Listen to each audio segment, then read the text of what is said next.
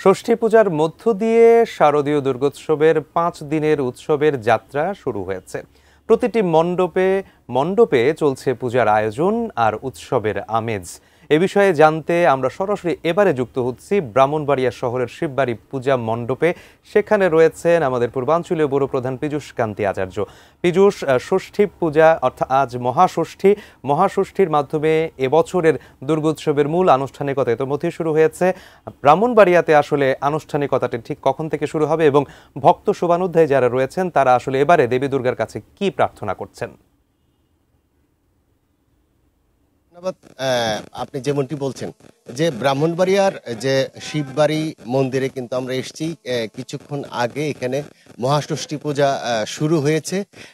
বেলতলায় কিন্তু এই ষষ্ঠী পূজা অনুষ্ঠিত হয়। এখানে ষষ্ঠী পূজা এখানে শুরু হয়েছে, কিন্তু এখানে আমরা দেখেছি এখন পর্যন্ত ভক্তরা কিন্তু আসেনি। আপনি জানেন আজ থেকে 5 দিন ব্যাপী এই যে শারদীয় দুর্গোৎসব শুরু হলো। এই অকাল বোধনের পর আজকে মহাষষ্ঠী শুরু হয়েছে। আমি একটু দেখাতে চাই যে এই মহাষষ্ঠী উপলক্ষে কিন্তু এখানে যে ষষ্ঠী পূজা হচ্ছে, এই ষষ্ঠী পূজা কিন্তু আমরা এখানে একটু দেখাতে চাই। এবং ষষ্ঠী পূজাটা এখানে যে পুরোহিত রয়েছেন, পুরোহিত কিন্তু এখানে ষষ্ঠী পূজা করছেন। এবং আমরা একটু জানতে চাইব যে ষষ্ঠী পূজা যে অনুষ্ঠিত হচ্ছে আজকে কি কি আনুষ্ঠানিকতা ষষ্ঠী পূজায় করা হবে?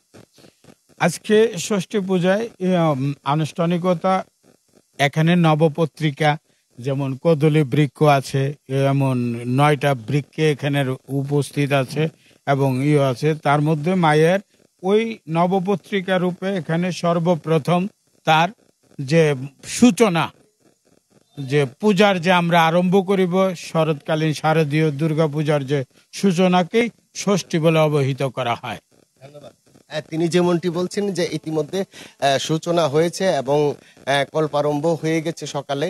এবং সেখানে কিন্তু আমরা দেখতে পেয়েছি যে এই যে শুরুটা হয়ে গেছে শারদীয় দুর্গোৎসবের, এই শুরুটা কিন্তু আজকে থেকেই জমজমাট প্রতিটি মন্দিরে। আরেকটি তথ্য দিয়ে রাখি, ব্রাহ্মণবাড়িয়া জেলায় কিন্তু এবার 578টি মণ্ডপে পূজা হচ্ছে। তো এই ছিল আমার কাছে ব্রাহ্মণবাড়িয়া থেকে শারদীয় দুর্গোৎসবের মহাষষ্ঠীর সর্বশেষ খবর।